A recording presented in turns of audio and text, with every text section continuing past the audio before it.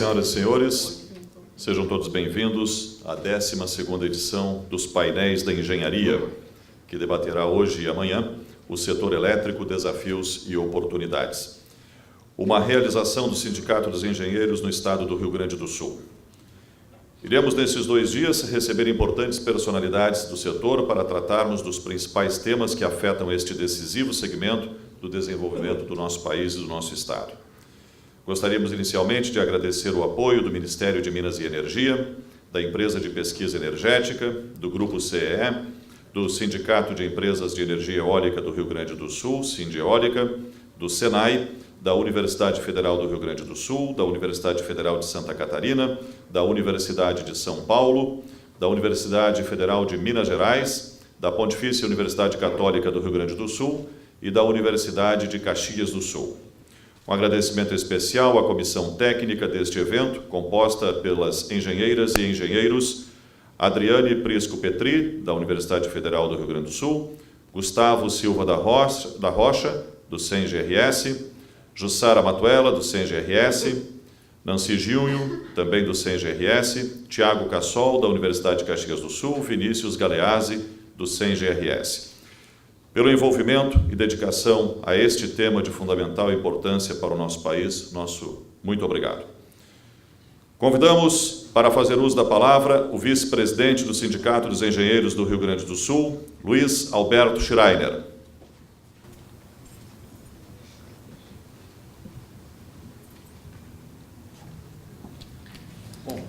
Bom dia a todos e a todas. Primeiramente, obrigado por estar aqui conosco, comparecer aqui para esse seminário, para esse debate. Eu vou fazer uma breve saudação, não vou ocupar muito tempo, né? Porque temos aí palestras interessantes com especialistas do assunto. Eu vou começar me apresentando. Meu nome, para quem não conhece, é Luiz Alberto Schreiner, tá? Eu fui vice-presidente do SENG de 2015 a 2017, atualmente sou diretor financeiro, né? E aí me coube um papel aí nessa reforma que houve no trabalhista, com perda sindical, recompor as finanças do sindicato e restabelecer o equilíbrio, né? Que é um desafio bem interessante também. Eu tenho assessorado as frentes parlamentares desde 2010, né, quando se tornou real a ameaça de privatização das empresas do setor elétrico, né. Ali começamos um trabalho, na época o diretor Braga, né, nosso diretor de transmissão, foi presidente na época também, né. Ali foi um início de uma caminhada, né, onde nos envolvemos com um trabalho de buscar apoios de parlamentares e tal, para que o setor elétrico fosse preservado como setor estratégico para o desenvolvimento soberano do nosso país, do nosso estado. Eu sou funcionário de carreira da CEGT, né, há 18 anos, onde estive à frente do planejamento estratégico da expansão do sistema elétrico como representante da companhia no grupo de planejamento da EP. Então, a minha formação foi na área de engenharia elétrica, né, e eu fiz pós-graduação na Universidade Federal de Santa Catarina, na área de sistemas de potência.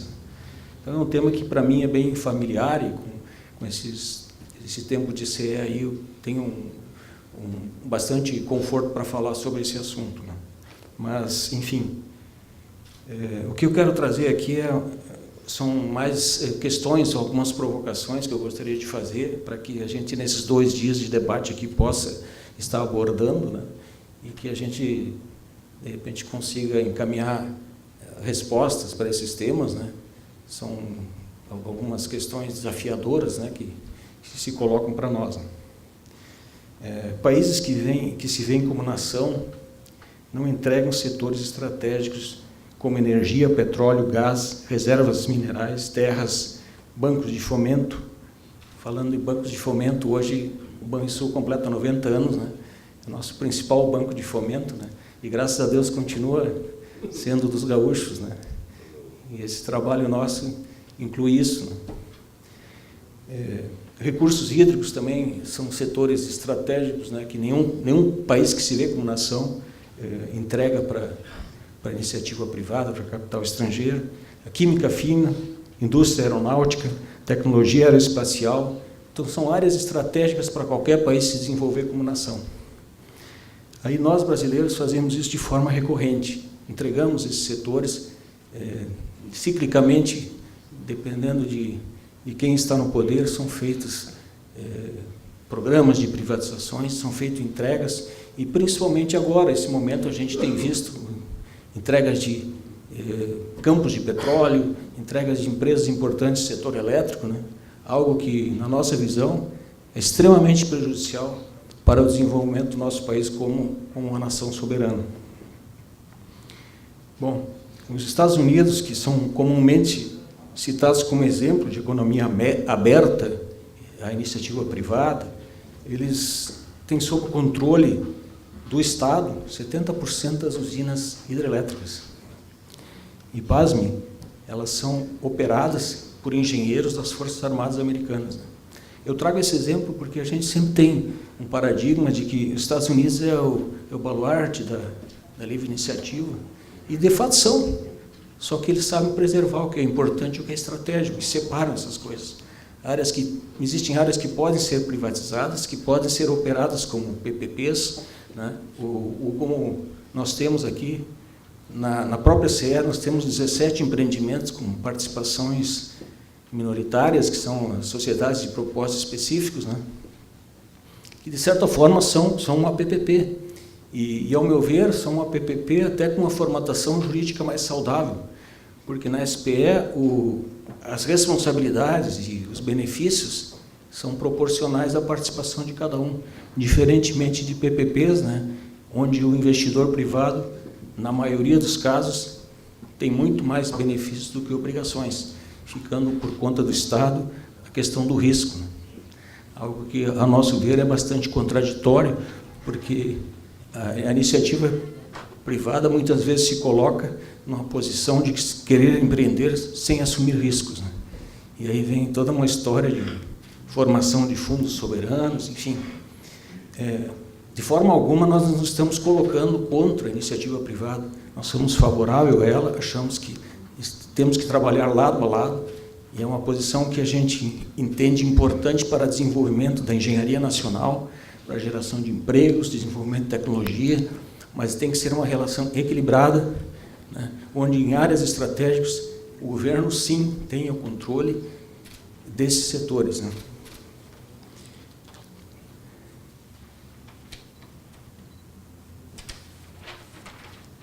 São poucas páginas.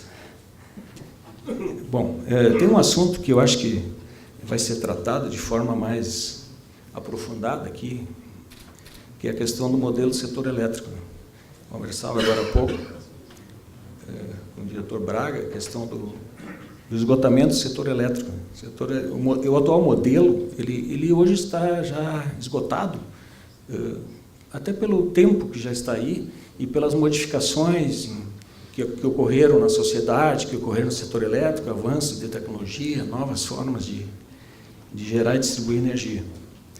Então, o que a gente vê? Que o sistema está esgotado e precisa ser substituído por um modelo mais realista, principalmente na formação de tarifas. Um modelo que remunere de forma adequada o investimento, a operação e a manutenção, com margem para investimento na expansão e modernização e melhoria constante, o que esse modelo hoje não permite, né? Os investidores estatais, eles têm uma tarifa tão pequena que mal remunera a operação e manutenção, quanto mais a expansão, modernização, enfim, que são princípios preconizados pela agência reguladora, né? Então, torna-se assim imperioso que se tenha um grande debate envolvendo as concessionárias, os especialistas do setor, para que seja formulado um novo modelo que remunere adequadamente o setor, para que possamos ter investimentos, para que podemos ter modernização e, principalmente, tarifas mais adequadas, a chamada modicidade tarifária. O que nós estamos falando aqui? Quando eu falo isso, às vezes as pessoas criticam, não, mas isso volta ao modelo antigo, né? Que é o modelo da formação da tarifa pelo custo, né? Mas eu não vejo nenhum problema a gente voltar a um modelo que era mais eficiente e mais eficaz, né? E todos os países que têm uma matriz energética semelhante à nossa tratam dessa forma, porque é uma coisa assim básica, né, que a gente tenha esse entendimento de que não há como tu ter um negócio que não remunere o investimento, a manutenção e a operação dele, com uma margem para reinvestir, para crescer, para modernizar. É disso que se trata, né? E é isso que está errado nesse modelo, que foi envelhecendo, que foram sendo introduzidas distorções, foram criadas comercializadoras que não têm nenhum megawatt físico e detêm grandes blocos de energia e especulam com esses blocos de energia que adquirem em leilões, né? Inviabilizando empresas tradicionais, empresas nacionais, grandes concessionárias. Estou falando aí de Eletrobras, de Furnas, da nossa CE, da Copel, que hoje sofrem com esse modelo. Então, acho que é um momento, sim, das empresas, dos técnicos, daqueles que se importam com a soberania do nosso país, de se reunirem, né, e de forma lúcida, tranquila, discutir um novo modelo e trazer uma solução para essa situação. A pergunta que fica é se haverá humildade, né, dos nossos técnicos, das nossas autoridades, né, para voltarem atrás e revisarem esse modelo, né. Talvez possa se dar um outro nome para ele, né, mas no fundo, a questão é essa. A gente tem que ter algo que seja sustentável. Bom, aí fica aqui uma pergunta, né? Lembrando o Cazuza, né? Afinal, que país é este, né, que entrega setores estratégicos para o seu desenvolvimento soberano por preço vil, sem se preocupar com a formação de um fundo soberano, que tanto se fala em educação, saúde, segurança, desenvolvimento de tecnologia, né? Então, o que a gente vê hoje é um cenário assim, de entrega de bens que pertencem ao povo brasileiro, sem formação de um fundo soberano. Aqui estou falando do pré-sal, estou me referindo às nossas usinas, né, a tudo que vem sendo feito, principalmente nesses últimos 2 anos. Essa era a mensagem que eu tinha e desejo a todos aqui um bom seminário, que nesses 2 dias a gente possa ter debates importantes em torno desse tema e que se possa tirar algumas conclusões. Muito obrigado e um bom seminário a todos.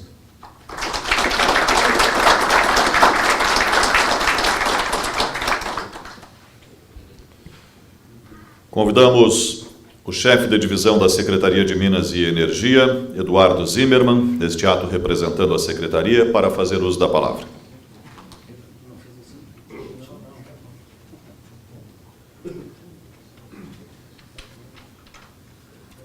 Bom dia a todos.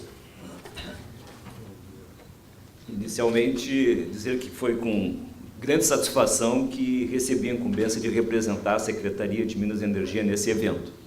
Eu sou engenheiro civil eletricista, bem mais eletricista do que civil, e me sinto em casa aqui no CENG.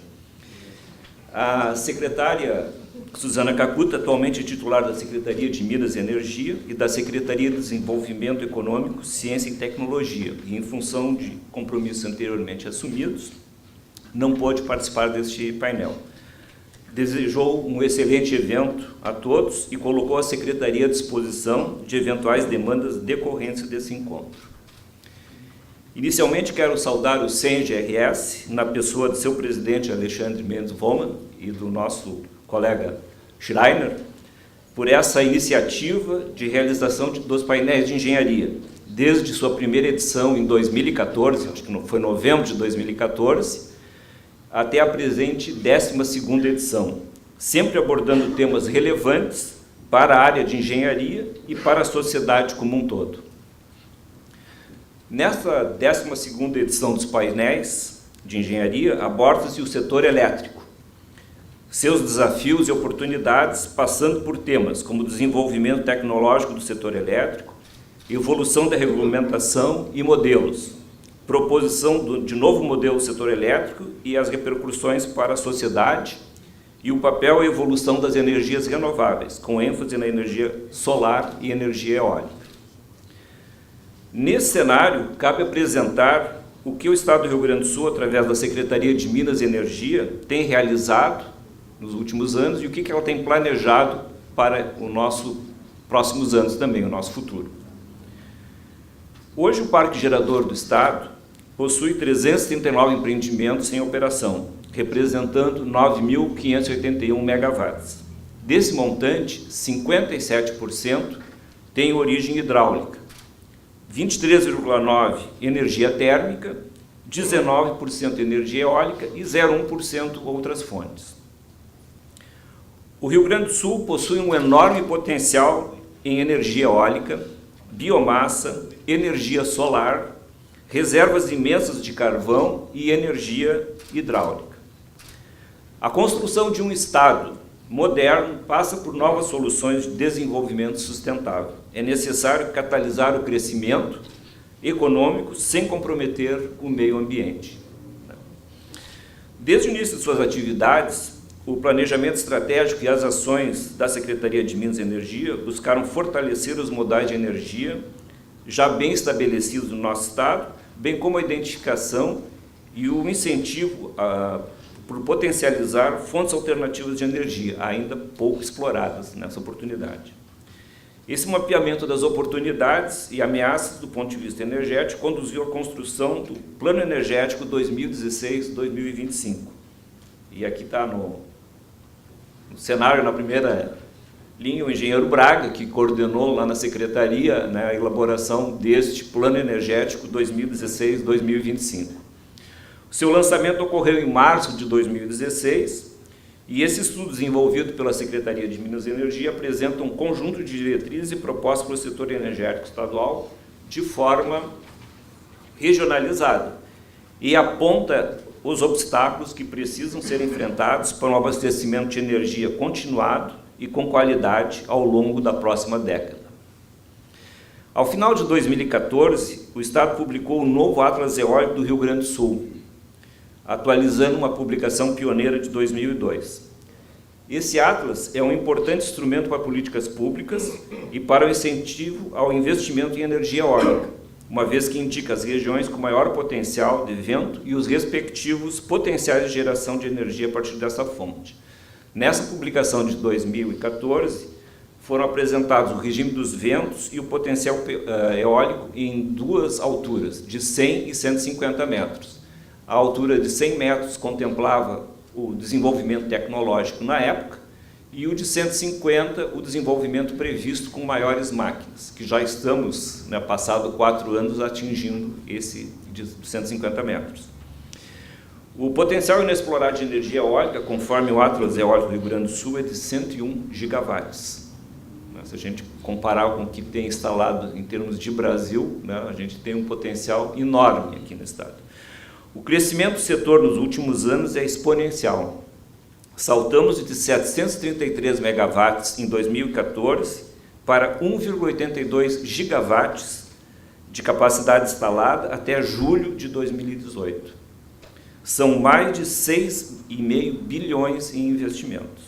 Cabe ressaltar que o Estado ocupa a 4ª posição no país quando o assunto é energia eólica.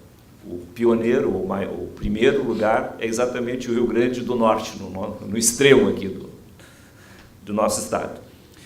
Por outro lado, as características geofísicas e o destaque do setor agroindústria contribuem para que o Rio Grande do Sul tenha alto potencial para a produção de biogás e biometano. Foi pensando na ampliação da oferta de energia e combustível a partir dessa fonte limpa e sustentável que a Secretaria de Minas e a Sulgás, com levantamento técnico realizado pela Univates, em 2016 lançou o Atlas das Biomassas. O documento é um amplo estudo sobre as regiões potenciais de produção de biogás e biometano no estado, indicando um potencial de biogás de 2,6 milhões de metros cúbicos dia. Cabe lembrar que o gasoduto Bolívia-Brasil é exatamente essa capacidade, então só em biogás nós temos exatamente aliás, a mesma potência, né, a mesma capacidade. O biometano, que é um subproduto, né, que é a purificação do biogás, atinge cerca de 1,5 milhões de metros cúbicos dia. Então, é um outro potencial de energia limpa que tem a vantagem ainda de dar o destino adequado aos dejetos e aos resíduos, resolvendo uma questão ambiental que também é extremamente complicada. Através da Lei Estadual 14.864 de 2016, foi criada a política pública e o Programa Gaúcho de Incentivo à Geração e Utilização do Biometano, RS Gás, que tem por objetivo incentivar a produção de biometano no Estado e fortalecer outras cadeias produtivas. Visa aumentar gradualmente a participação do combustível de origem não fóssil na matriz energética gaúcha e universalizar o acesso ao gás. Em julho passado, foi firmado um protocolo de intenções para a criação do primeiro projeto de usina de biogás em escala industrial no Rio Grande do Sul. Esse protocolo, celebrado entre o Governo do Estado e a J. Malucelli Ambiental, prevê a instalação em Monte Negro de usina de transformação de resíduos agrosilvopastoris em biometano, cerca de 35 mil metros cúbicos dia, 40 toneladas dia de CO2, energia térmica e elétrica na ordem de 2 megawatts médios e biofertilizantes, 4 mil toneladas mês. Serão investidos 100 milhões no projeto. Em outubro próximo, houve um retardo, a Sulgás estará lançando uma chamada pública objetivando a contratação de biometano em volume da ordem de até 100 mil metros cúbicos dia, por um período de 20 anos, né? Incentivando esse segmento de energia renovável e contribuindo para a destinação correta de resíduos e dejetos, com reflexos positivos diretos para o meio ambiente. Por outro lado, através do Decreto Estadual 52.964, de 2016, foi prevista a isenção de impostos sobre a mini e microgeração de energias limpas e renováveis para o consumo próprio no Rio Grande do Sul. A medida estimula o uso em maior escala de energia fotovoltaica. Contempla igualmente a produção de unidades eólicas e de biomassa, sempre que estiver interligada à redistribuição, por meio de instalação da própria unidade consumidora. O sistema permite que pessoas físicas ou jurídicas gerem energia para consumo próprio. Em função dos incentivos do setor e da redução dos custos das placas solares, o Brasil tem apresentado vertiginoso crescimento nas instalações fotovoltaicas.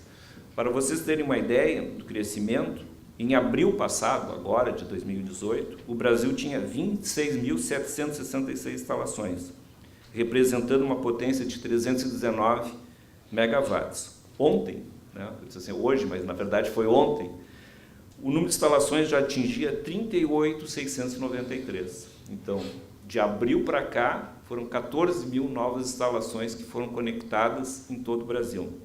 No estado, temos 4.681 instalações, representando 58,9 megawatts. Em abril passado, tinha-se 3.182. Então, também um acréscimo proporcional e significativo, né, com relação a isso. Ainda sobre a égide da energia solar, a Secretaria de Minas criou um grupo de trabalho, GT Solar, congregando diversas universidades e especialistas, tendo como objetivo a elaboração do Atlas Solarimétrico. O Atlas Solarimétrico tem por objetivo estimular o estudo, a pesquisa e a determinação do potencial gaúcho, bem como identificar as regiões de maior incidência solar, estimulando novos investimentos, especialmente aqueles voltados à produção de células e painéis fotovoltaicos, além de incentivar a micro e mini geração distribuída. Seu lançamento está previsto para outubro agora de 2018, então vai ser uma nova ferramenta que vai estar à disposição do planejamento, que é o Atlas Solarimétrico. Em julho de 2017, houve o lançamento do Programa Gaúcho de incentivo às pequenas centrais hidrelétricas. Na oportunidade foi apresentado o inventário de 91 projetos viáveis de licenciamento ambiental para a geração de energia hídrica no Rio Grande do Sul. Hoje já são 115 projetos. O potencial de investimento é estimado em 3 bilhões de reais, propiciando a geração de 12 mil novos postos de trabalho diretos, agregando cerca de 600 megawatts de potência instalada, o que vale o abastecimento de 1,4 milhões de residências. Infelizmente, nos leilões, a gente não tem tido um sucesso, né? No último leilão, agora foi só uma pequena PCH aqui no estado do Rio Grande do Sul que foi a vencedora. Mas a gente tem um potencial enorme em termos de projetos eólicos, né? Hidráulicos, de carvão também. Para viabilizar os empreendimentos, a Fundação Estadual de Proteção Ambiental, FEPAM, elaborou portaria com novos critérios e diretrizes, facilitando a questão de licenciamento, indicando os estudos ambientais e procedimentos para obtenção da licença ambiental de pequenas centrais e centrais geradoras hidrelétricas, CGHs. O programa foi elaborado com base no mapeamento dos rios livres de barramento, né, que é um estudo elaborado, indica os rios que serão preservados para garantir a manutenção dos principais cursos d'água do nosso estado, representativos das diversas tipologias de cada uma das regiões hidrográficas do Rio Grande do Sul. Isso aponta antecipadamente recursos naturais a serem protegidos, né? Então, o objetivo é aliar desenvolvimento e o cuidado com o meio ambiente, ação inédita no país que coloca o Rio Grande do Sul na posição de destaque. Esse programa gaúcho de incentivo, né, ele teve o condão, junto com a FEPAM, de ativar, né, destravar projetos que estavam há cerca de 10 anos em estudos, né? Então, com isso, com essas medidas da FEPAM e ações da Secretaria, foram facilitadas essa análise e resultou que daqueles projetos que estavam pendentes de análise ou de deliberação por parte da FEPAM, num primeiro instante 91 e agora 115 projetos estão aptos a participar dos leilões. A Secretaria de Minas e Energia está planejando para 2019 a elaboração do Atlas do Potencial Hídrico do Rio Grande do Sul, voltado à geração de energia elétrica. Então, será um novo instrumento de planejamento. Outra iniciativa foi instituída pelo Decreto 52.582, criando o Comitê de Planejamento de Mineração do Estado do Rio Grande do Sul, Comercs, que busca elaborar as diretrizes gerais para a produção de recursos minerais, propor políticas públicas e planos de ação no campo de fiscalização, além de contribuir para a captação de recursos para o desenvolvimento gerencial, tecnológico e mercadológico. Até o final de 2018, também teremos disponível o Plano Estadual de Mineração, que foi desenvolvido sob o ponto de vista de 8 comitês agregados: construção civil, recursos energéticos, indústria cerâmica, insumos agrícolas, rochas ornamentais, águas minerais, pedras preciosas e minerais metálicos. Um dos compromissos assumidos pela Secretaria de Minas e Energia ainda em 2015, no plano plurianual e no acordo de resultados, foi de diversificar o uso do carvão do Rio Grande do Sul.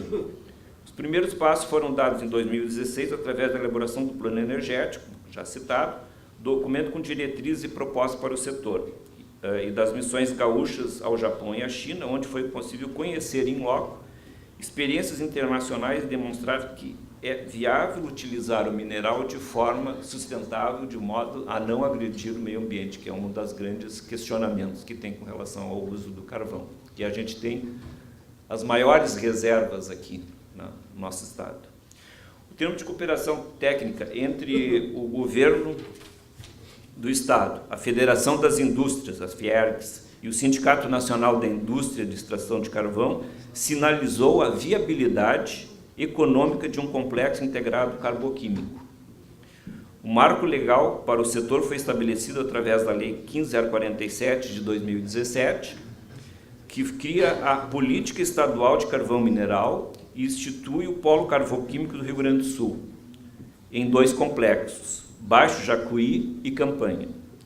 Uma das oportunidades que se abre é a implantação de uma fábrica de gaseificação do carvão, com capacidade para a produção de cerca de 2,14 milhões de metros cúbicos diários de gás natural sintético, GNS, com estimativa de investimentos de 1,5 bilhão de dólares, 4 anos de implantação e um ciclo de 20 anos de operação.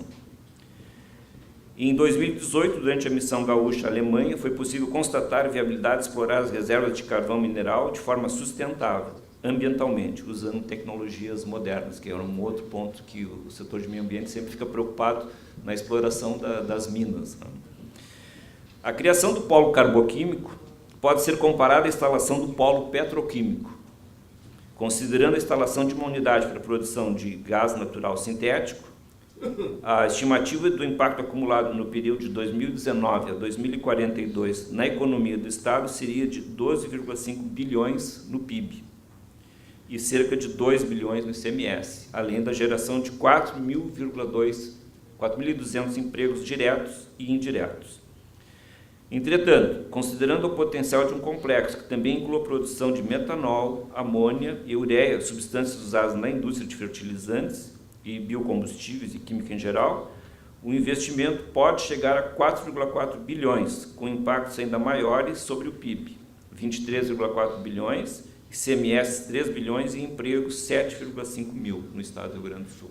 E esses empregos são em duas regiões bem deprimidas, né, aqui do estado, que é um ponto importante. A Secretaria de Minas e Energia, com a colaboração do Escritório de Desenvolvimento de Projetos, CDP, e a Agência de Regulação, a AGERGS, elaborou em 2017 uma minuta de projeto de lei com o propósito de estabelecer os princípios, as diretrizes e as normas relativas à exploração direta ou mediante concessão dos serviços locais de gás canalizado, que é uma complementação àquela política do biometano, não? Antes de encaminhar o projeto de lei para apreciação e discussão na Assembleia Legislativa, o Poder Executivo promoveu consulta para ampliar a sua discussão junto à sociedade gaúcha. Após coletar as recomendações, a proposta retornou à Secretaria para a redação final, devendo ser encaminhado à Assembleia ainda antes do final desse exercício.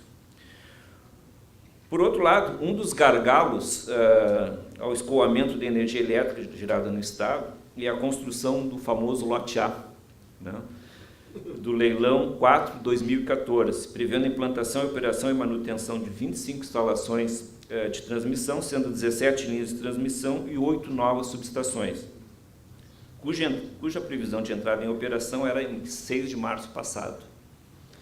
Todos sabem das dificuldades ocorridas, tendo dia 28 de agosto passado sido entregue à ANEEL os documentos referentes à formação da SPE, criada pela Shanghai Electric, a Eletrosul e a Zhejiang Energy, objetivando a execução das obras. Tais documentos, no momento, encontram-se em análise pela ANEEL. Paralelamente, agora no início de setembro, a ANEEL determinou a abertura de audiência pública com vistas a colher subsídios e informações adicionais para o edital de leilão número 4 de 2018, destinado a contratar concessões de serviço público e transmissão a ser realizado em 20 de dezembro de 2018. Para o estado do Rio Grande do Sul, estão previstos os lotes 10 a 14, prevendo-se um investimento de 5,3 bilhões de reais, gerando cerca de 10 mil empregos diretos na construção. Dos lotes previstos, o 10 a 13 estão vinculados ao contrato de concessão 01/2015 com a Eletrosul, cujo processo administrativo de caducidade encontra-se suspenso em face da possibilidade de transferência da concessão, conforme eu comentei anteriormente. Mas a ANEEL, de forma preventiva, ela já se preparou para, no caso de haver alguma questão ainda que inviabilize esse consórcio formado, que a gente acredita que não ocorrerá, mas ele já está previsto no leilão de 2018, agora no final de dezembro. Ocorrendo a concessão, a transferência da concessão, o processo de caducidade será arquivado e os empreendimentos, então, não integrarão o leilão. Tem-se ainda, na verdade, um lote novo, né, que ele representa 769 quilômetros de novas linhas de transmissão com investimentos de 1,23 bilhões, compreendendo duas LTs em 525, Povo Novo, Aguaíba 3, que é uma extensão bem expressiva, e Capivari do Sul, Siderópolis. Isso dá um outro foco, uma outra possibilidade também dos empreendimentos eólicos no litoral escoar, além de algumas outras obras complementares. Outra ação prevista para 2019 é a retomada da elaboração do balanço energético do Rio Grande do Sul, cuja última edição foi em 2015 com base nos dados de 2014. Né? Isso é um instrumento também de planejamento e a Secretaria de Minas, então, está reassumindo. Né? Ele teve um período que foi de responsabilidade da CE e retornou para a Secretaria, então é um importante documento de planejamento. O tema energia elétrica é empolgante, mas o tempo urge. Né? Esperando de forma sucinta ter apresentado em rápida abordagem as iniciativas da Secretaria de Minas e Energia, no que se refere aos desafios e oportunidades, resta desejar a todos sucesso nesta 12ª edição dos Painéis de Engenharia. Muito obrigado.